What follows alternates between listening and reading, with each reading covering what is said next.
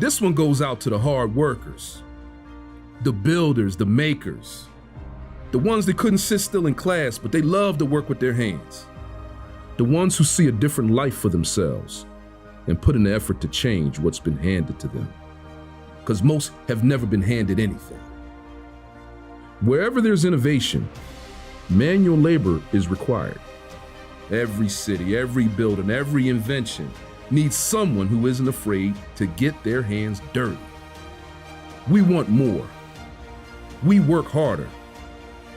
Here's to my grungers, greasers, grease monkeys, grunt workers, handymen, tinkerers.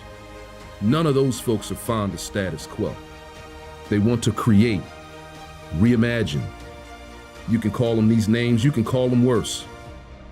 You can demean their trades. But guess what? Your world wouldn't exist without them, because they make everything we rely on. They push our society forward. While some see negatives, we see genius. The ones who think differently and dedicate their lives to physically changing our world are the ones who do. PTTI students, thank you for thinking differently and doing the labor everyone needs. Thank you.